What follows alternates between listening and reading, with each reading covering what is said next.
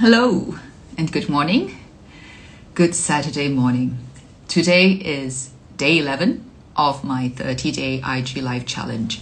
And today I want to talk about why your self-knowledge really needs to be a lot more specific if you want to be able to kind of like find your life's purpose or experience a greater sense of flow and alignment in your life. Now, all of us kind of like seek that, right? We want to be able to find more flow in our lives. We instinctively wish to know where is it that we fit. And that's not just in terms of social belonging. All of us desire to be in a place where we feel that our unique abilities, our interests, our passions, and even our limitations somehow find a place where they all make sense. Now, this is true in terms of finding, we can say the grail for many of us, like the ultimate hope or objective, right? Is that we discover our unique personal mission. But something that's more on the way, that's more in progress, is even our day-to-day, month by month, year by year attempt to grow in authenticity and wholeness. That can also benefit from self-knowledge that is a lot more concrete and a lot more specific. So this belongs to another topic which no one actually really told me or explained this to me before. It was something that I discovered along the way. And it was a truth that I discovered along the way, which I then found to be very helpful. It gave me more momentum in my interior journey, both in terms of the healing and the growing in authenticity, as well as in discovering what my life's work is about, like who God created me to be, where I'm meant to fit. I've always felt I was kind of like an oddball, and I think maybe many people feel that way sometimes. We feel that lack of alignment between what we experience ourselves to be and what seems to be wanted of us, or what seems to be what is more common, more acceptable, in let's say the environments around us, right? So when there's that mismatch, I think some of us will feel like I'm a little odd. I'm a little strange, and oftentimes I feel like I don't fit. But here's the thing, that feeling of not fitting is really a blessing, because as long as you're feeling like you don't fit, there is probably something you can learn about yourself, more specifically, that is going to bring you closer to where you do fit. Now, that journey may be long, and the interior journey is not something, it doesn't give you kind of like a quick reward. It doesn't give you an answer straight away. Part of it is growing in that ability to be patient over the long term. But sometimes we make our own journey a lot more difficult than it has to be, or last a lot longer than it has to be. Like, we become very mired, very stuck in vagueness, okay, in generalities. Let me give you an example what I mean. The interior journey, definitely there's a big part of it where it's mystery, where we are not in control, where we need to just let go and be led, by the Lord, by life, right? There are many things that are outside of our control, and we should not try to control or make happen before it's time. But that doesn't mean that we're meant to just be completely passive. I mean, we have agency. What we need to learn is to know when and in what areas to exercise that agency, right? While there are many things we can control and should not try to control, there are many things as well that if we don't do our part, even when the time comes, even when the grace is given, we won't be able to make much progress. And one of these areas is self-knowledge. Okay, we really are called to deepen in our understanding of the self that God has given us. If we are, the one thing that all of us have been given to be steward over, right? To be steward over is ourself, is our own journey. Not all of us will become parents. Not all of us may often be in situations where we are given material goods to really be responsible for, or to be a leader where there are people that we have to govern and lead. But every one of us have our own lives that we are responsible for, that we are asked to lead and govern wisely. And we can't lead and we can't govern what we do not know. So here's the thing. Often those of us who have become interested in the interior journey, we begin by learning what is general and what is universal about the interior journey. And much of even the content that I put out can be considered in that area, okay? Because that's what needs to kind of come first. We need to understand generally the pattern of the interior journey, what it means to become more still, to develop in solitude, to become aware, for example, that we all have these different layers of living, that we are often too preoccupied with the outmost layer, and that we are not aware of the inner layer or even of our core, right? So these are universal principles, kind of like general things that we need to know and understand first to go further. If you are familiar with spiritual direction, okay, so let's say you're someone who has been going for regular spiritual direction for a few years. Okay, and by regular, I mean like maybe monthly spiritual direction, okay, for a few years. Usually what they experience is that the first few years, you're kind of like growing in your ability to listen to your own life, just to listen to yourself and just to listen to your own emotions, right? To get a bit more attuned to the ways that the Holy Spirit appears, in our life, to get attuned to the way that God speaks to us. So at some level, at the start, there are methods to learn and principles that we can pick up that are more general, and that's where like learning methods of prayer or like the principles of discernment can be helpful, right? Things and concepts like consolation and desolation to get a general sense. Those things are helpful.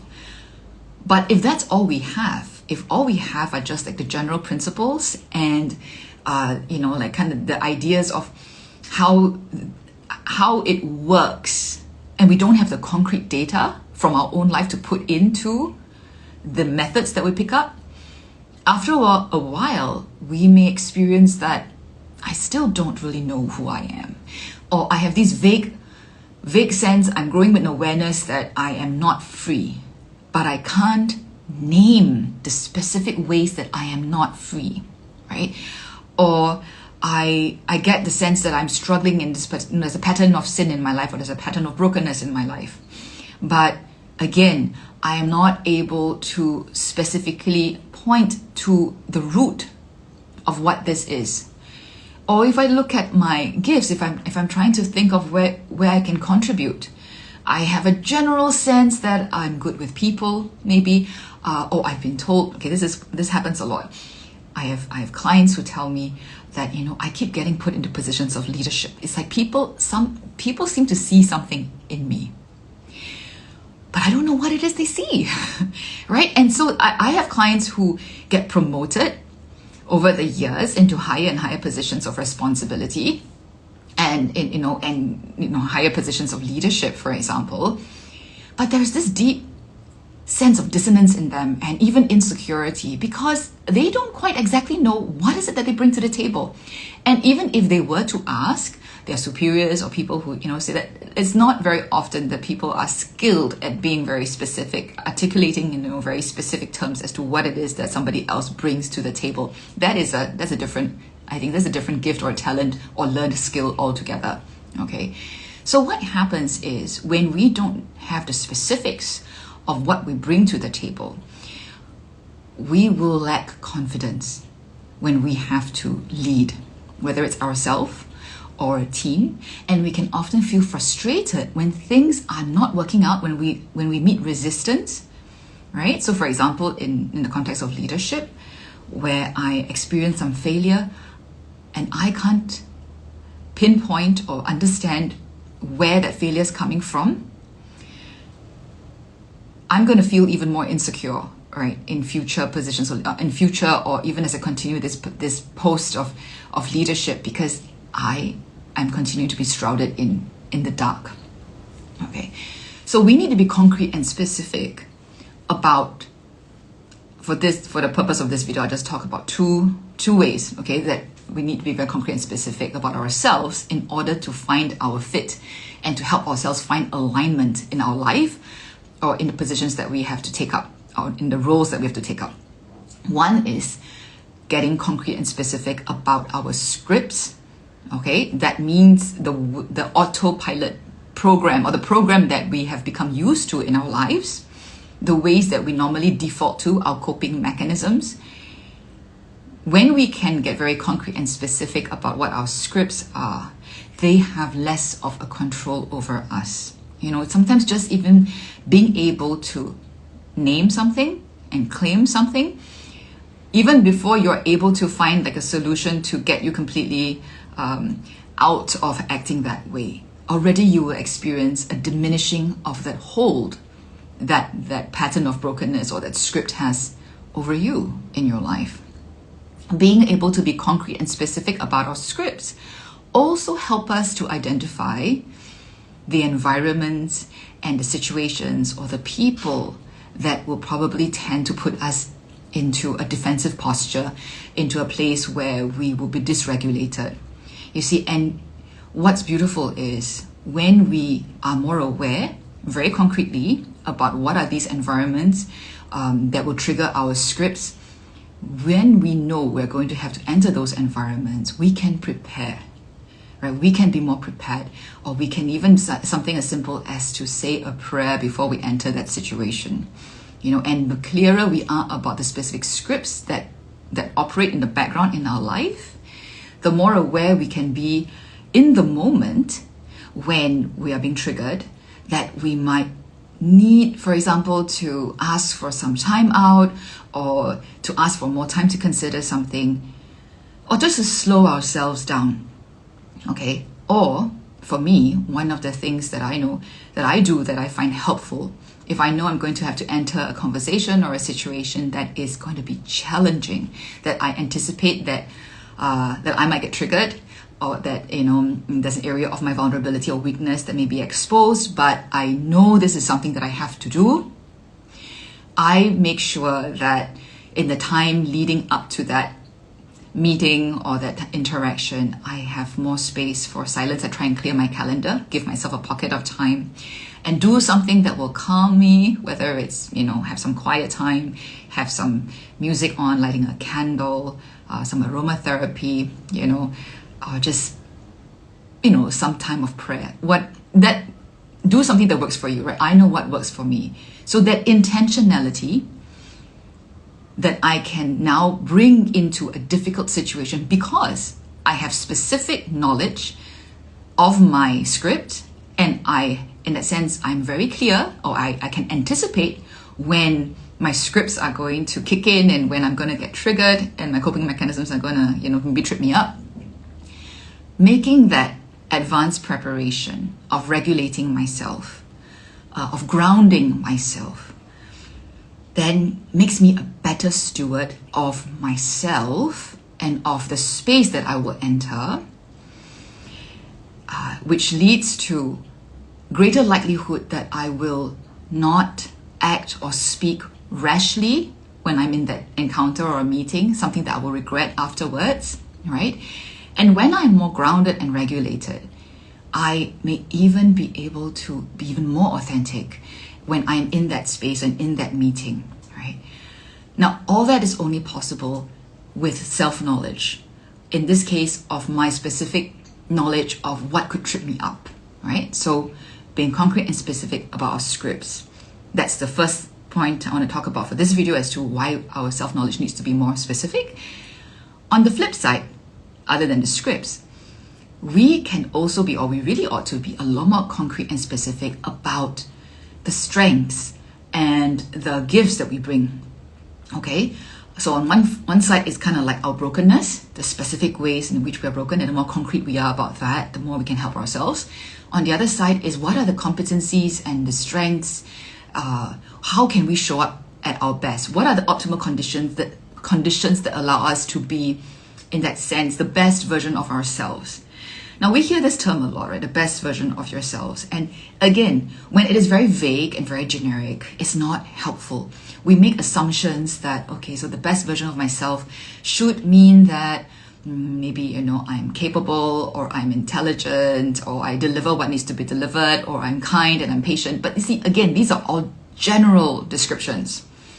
And the specific way that you are meant to contribute at your highest to the kingdom is going to be very different from the specific way that I am created to contribute at my highest to the kingdom. A good friend of mine, her kind of like superpower, so to speak, like, her strength may be to just be very quiet and to listen and to make someone feel so heard and so seen that just spending some time in her presence allows the other person to feel built up. And that's an amazing thing. So for my friend, showing up at her best to contribute at her highest is by being that presence, right? By sometimes not having to speak very much.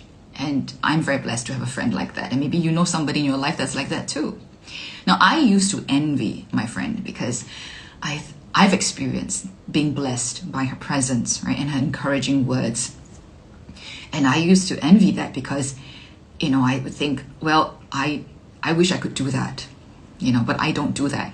Now, the funny thing is, afterwards, when we got to get closer, I found out that this particular friend is always envious of me. It's so funny, right? She's envious of what I can do well. Well, I'm envious of what she can do well. But clearly, the Lord doesn't make mistakes, right? God doesn't make mistakes. He designed us specifically with very unique designs because there's a mission and there's a role that we're meant to play. So for me, I had to let go of that desire to have a nurturing presence that just allows people to feel seen and heard and, and feel built up. I mean, I can do that, but that's not what God created me to do specifically, right? He created me to be sharp, to point things out to people, to help clarify, to give insight, to connect the dots, to help people who are ready to move, to experience the liberation of getting clearer about who they are, what are the steps they need to take, and how to take them. Now, if I didn't own this, if I didn't in the first place even discover that this is how God made me, I wouldn't be able to make decisions that bring me to situations that allow me to exercise my gifts, right? So let me give you a concrete example of what it means to get a bit more concrete about self-knowledge. So I always thought that, I deal a lot with people, I speak a lot with people, a lot of the good things that happen in terms of what I can bring to the table often happen when there are people around, right? There's someone to receive what I have to offer. So I always thought that people, like human beings, was a big part of what motivates me, how God created me to be motivated. And it was only when I went through a process to, was quite laborious, but to really articulate what is the topic, like what subject really gets me going and gets me excited and I can spend a lot of time on and I feel really competent about, and I feel like, this is what I meant to do. And when I went through that process, I realized that the main subject for me is not people. The main topic for me is not people. It has to do with people though. It has to do with human beings though, because my topic is about understanding, about making connections, and specifically about the interior journey, right? So I'm fascinated and I am particularly attentive and sensitive to seeing all the connections and synthesizing all the different dimensions of what is required to make the interior journey. That's what excites me. That's what sets my heart on fire. And whether it's through reading, through attending courses, or especially in my own experience, and the people that journey with me, I know I somehow can draw out all these connections. And then I'm very excited to be able to pass that knowledge on, right? Like once I've synthesized all this understanding, I love to be able to share it, because ultimately why I want this to be able to benefit someone else. So that's where, in a sense, people come to play, right? People are important. Ultimately, when I have gone through the process of understanding and learning this, then I can facilitate somebody else's journey by sharing all these insights with him or with her. Now, why is this specificity and concreteness important? The bulk of my time now, okay, so since 2020, I have entered into that phase of my life where I can finally say that I know now I am doing the work of my life. From 2020 on, even if the specific form of what I'm doing might change, I already know. I have deep confidence that now I finally know what my life is about, and I know I'm building up the work of my life. Okay, so for the rest of my life, I'm building on this. I don't need to keep wondering whether I'm on the right path or whether I need to change. I'm finally kind of like there. And one of the things that helped me to know how to operate is understanding that the bulk of my time can't be around people. Okay, so the bulk of my time isn't about spending time with people or interacting with people. The bulk of my time is to gain the knowledge and the understanding and the insights, and to experience very deeply in my own journey, so that what I can pass on is not just theoretical knowledge, but I have practical know-how and practical insight that can help others. But I need to use the bulk of my time to live that, to live my life, okay? To read, to learn, to then reflect and ponder on how all these things come together, so that for the time that I am communicating, whether it's creating content, going live like now on my podcast, or in coaching and teaching, right? That takes up quite a bit of time too. But you see, outside of that contact time, when like right now I'm actually speaking, outside of that time, I need lots of time to be on my own, right? And I used to think that that's weird because I'm actually an extrovert, right? I mean, how many extroverts do you know who don't really hang around a lot with other people or spend a lot of time socializing with other people? I'm that odd extrovert, okay? But when I did the deeper Myers-Briggs, so Myers-Briggs is one of the instruments that I use with my clients, okay? And there are different versions of the reports for Myers-Briggs. Most people only know the 4 letters, right? Like INFJ, ENFP, ISTJ kind of a thing. And there are plenty of kind of like free versions floating around on the internet. I just want to say word to the wise. Many of them are not clear, necessarily that effective, and they don't explain how you're supposed to use that instrument in a way that's useful and helpful for you, all right? But I digress. Apart from the 4 letters of the Myers-Briggs, there is actually a deeper instrument. It's called the Myers-Briggs Step 2 instrument. So it goes beyond looking at, are you extrovert or introvert? It looks at how you express and experience your extroversion and introversion. Okay, there are 5 facets in there, and there are 5 facets in between being a sensing person or sensing or intuition. And sometimes we may have some of these facets out of the preference that we have. So for example, I'm an extrovert, but of the 5 facets, there are 2 facets that I actually score on the introvert side. And one of them is that I prefer to be intimate rather than gregarious. Gregarious generally means that, you have like a large circle of friends. You also enjoy interacting maybe in kind of like larger groups. I do have a large circle of acquaintances and know a lot of people, but interaction for me, it's always preferred to be one-on-one or a very small group, because I want to go deep. And that's where my strength is, to go deep, right? The interior journey is deep stuff. And I want to bring people to deep places. So I had to accept that about myself, and I had to learn that about myself before I could accept that about myself, right? And the second aspect or facet that I score differently from an extrovert, a usual extrovert, is that I prefer quiet. I prefer quiet rather than enthusiasm or, So I am, again, that so-called odd extrovert that do not enjoy settings where there are like big celebrations or crowds. Always, I prefer quiet. In fact, I need quiet to be able to process my thoughts, to reflect deeply. As an extrovert who's easily stimulated by what's outside of me, interior growth, I've learned, requires me to get a lot more anchored into the interior space, which is not intuitive for an extrovert, right? And when greater integration happens, it means that I'm actually very anchored in my interior space. And when I come and interact with people in the outside space, it's coming from a place of depth, a place of silence, a place that I've honed in solitude. So that's just a tip for the extroverts out there who may be watching this. For an extrovert, interior growth and integration often consists in the ability to develop that anchor into stillness and silence and solitude.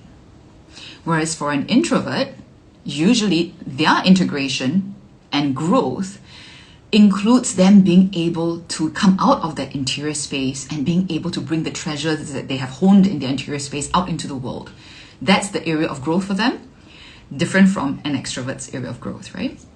So that's, again, kind of like an example of how being very concrete about your self-knowledge can actually give you information you need about your growth and understanding as to whether you're growing or not, right? So that's just one little story from me. I'm going to tell you another little anecdote about why concrete self-knowledge can help us find our fit, right? So for me, once I knew that although I'm an extrovert and although I enjoy speaking to people, God created me mainly, a big part of me to be able to be me requires solitude and thinking and reflecting. I no longer struggle with the fact of my lack of so-called social life. I still enjoy, of course, being with friends and I miss that because this season of my life requires me to have more time doing the work that I need to do.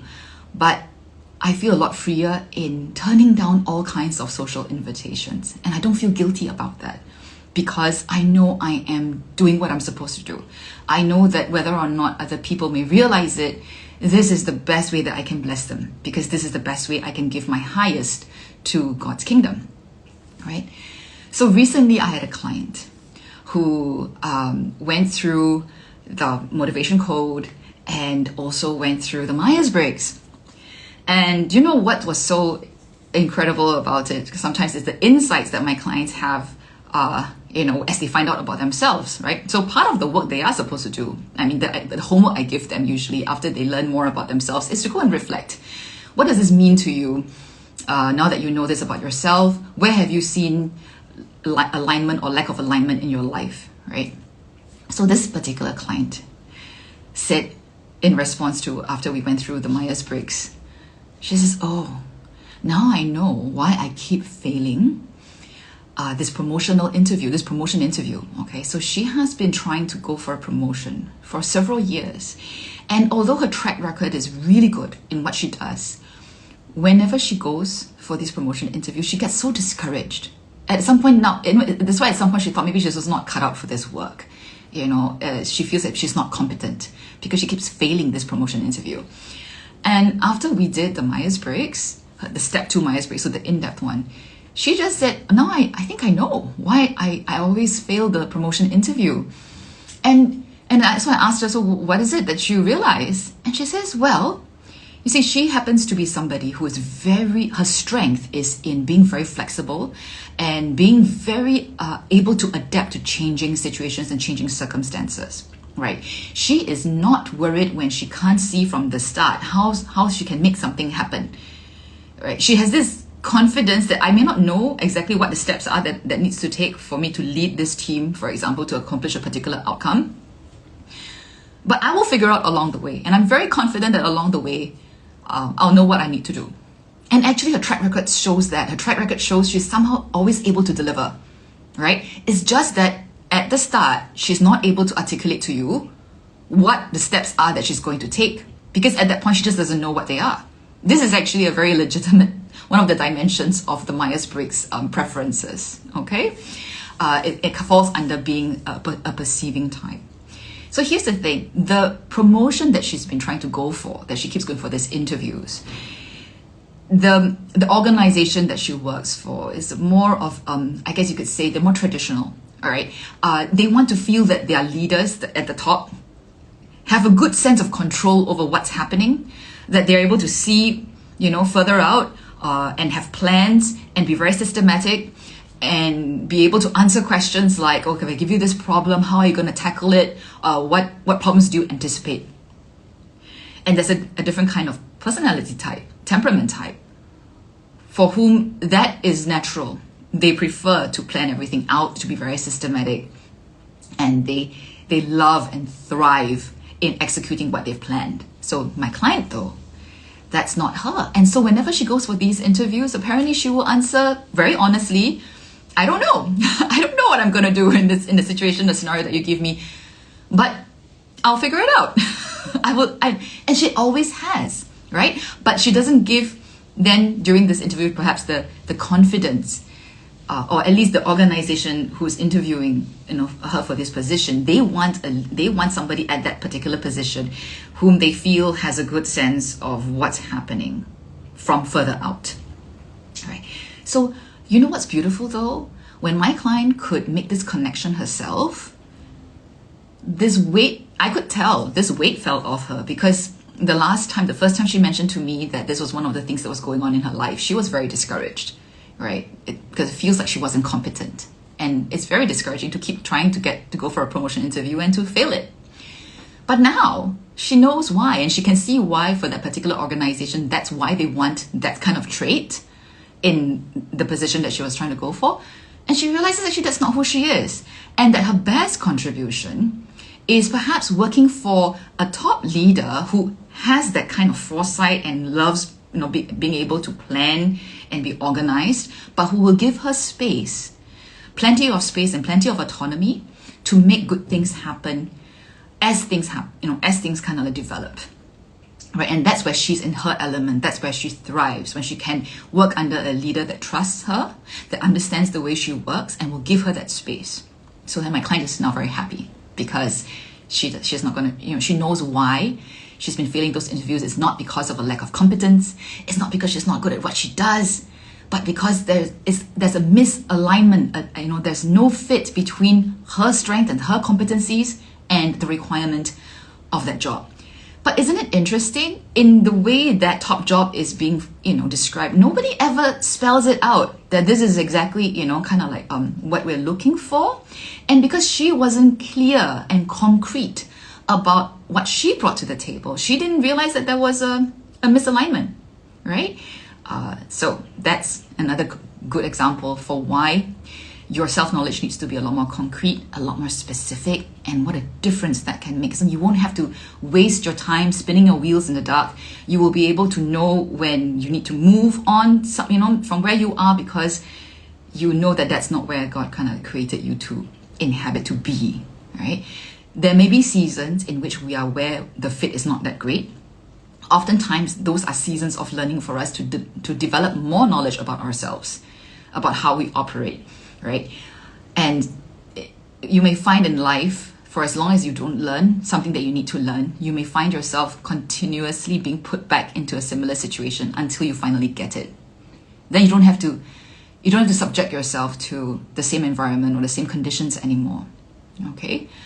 So whether it is self-acceptance, so we say in the interior journey, we need to accept ourselves. If you don't know specifically what you're like, how God created you, you don't know what to accept about yourself, or what aspect of yourself you struggle to accept. Okay? So even there, for self-acceptance, you need to know yourself more specifically and more concretely. If you want to be able to steward your life better, the resources that God has given you, your time, your energy, you also need to have very concrete and specific self-knowledge. So you know what to choose, you know where you can give your highest contribution. It's not on other people, it's not other people's responsibility, to tell you that. Requests are going to come from different directions, requests for help, requests for you to contribute.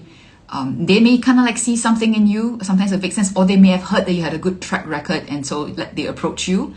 But you are the one that needs to have very concrete and specific knowledge about who you are, what you bring to the table, and to make that discernment whether or not this is indeed where God is calling you to go. And every moment counts. Our life is precious. Your life is precious. Your time is precious. The longer you're just fumbling in the dark, not knowing who you are and how to live the life that God has given you, the more time you are not being fully alive. All right? So if you want to be able to experience freedom and joy and peace, even in living out the roles that you have to live, as a parent, perhaps, okay?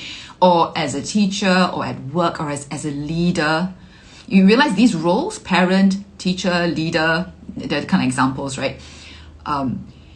They are generic roles. And sometimes we assume that to be a good leader needs to look a certain way. There are many kind of like, there are many leadership gurus that kind of tell us, these are important attributes that leaders should exhibit.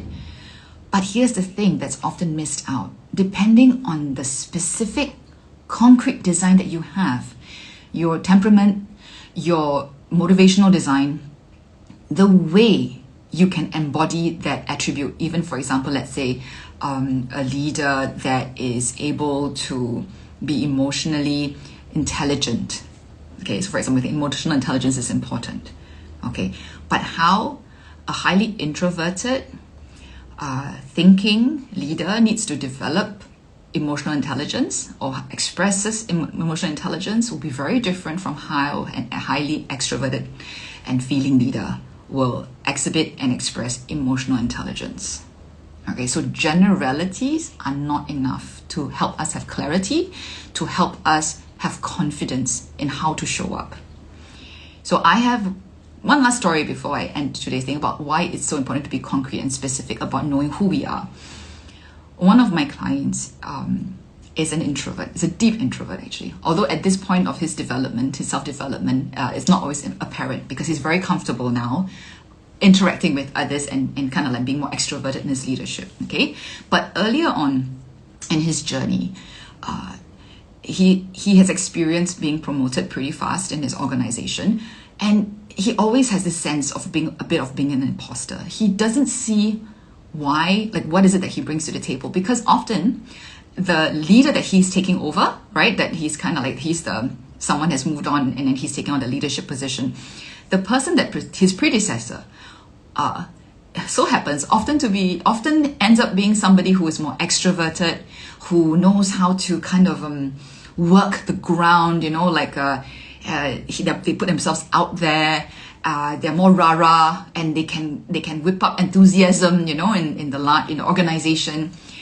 And so my client was always very apprehensive because he's really uncomfortable doing that, right? I mean, he's an introvert. He's very uncomfortable being rah-rah about things. He hates having to do all these big events. He understands that, the morale and enthusiasm and motivation of the organization is important, but he always feels that he can't fill those shoes, And one thing that helped him, and it was really my privilege and pleasure to help him on that journey, is that he realizes that he could achieve a similar, really good outcome using entirely different means that are aligned to the specific design that God has given him. So, for example, he's an introvert. He really doesn't like hanging out in big groups. He doesn't like doing those big events and, rah-rah kind of events. But he decided to intentionally schedule his lunches at work so that every time at lunch he's either meeting with one or, two of his subordinates, like the people kind of like, the next level under him, so that he can get to know them on terms that are more comfortable for him, right? Because he's an introvert, more intimately, but he gets to know them personally. And then through them, the challenges that they have at work.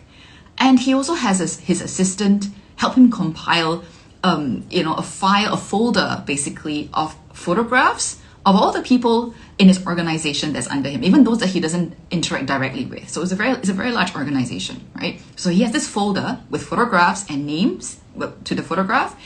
And as he goes about his day, when he happens to meet somebody, like in the hallway or something, or at some interaction, they say hello perhaps, all that. He goes back to his office, he takes out that folder and he looks for that face, and then he and that name and he learns from that folder, which part of the organization this person belongs to, what is his or her role in the organization. You know, before a year was up, he struggled with the first few months, right? But before a year was up, his employees, I mean, the people in this organization that he was leading, they were amazed at how he knew who everybody was, even though he may not have met all of them. And he had such clear understanding of the way the different parts of the organization worked because of that, the planned lunches that he has with the other leaders, right? The leaders that the next level under him. So he found a way to know the people that he was leading, or the organization he was leading, really inside out. He could speak when he did in big events. He's okay with big events as long as it's not like a rah-rah thing, you know. He can speak so sharply and so clearly about the situations and the challenges that the organization was facing that he won the people over, right? Without having to be somebody he's not, without having to be a rah-rah person, without having to, you know, like walk the ground all the time.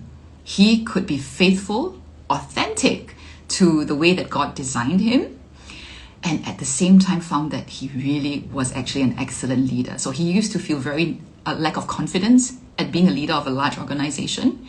But after that experience, and after revisiting, so when he had to take over a different posting and he did the same thing again, you know, like he will feel the lack of confidence again and he'll feel discouraged. But then he just needs to be reminded, remember who you are, remember the specific concrete things you've learned about yourself, and look at how you can manage the environment to align with the design that God has given you, right? And then when he does that again, and he gets the good results again, it builds his confidence. So now it's like it's been many years since the incident that I described to you. He's leading at a much even higher level than before, you know, and it would have been impossible, I think, in the past for him imagining doing the job that he currently has to do as an introvert, if he hasn't developed the confidence of knowing how to steward what the gifts that God has given him, how to manage the weaknesses maybe that he has, he's also grown a lot of it in his own interior interior awareness of his scripts. So he knows how to prepare himself when he needs to go into situations that will make him anxious, right? So as he gets more specific about his self-knowledge, he became a better leader of himself.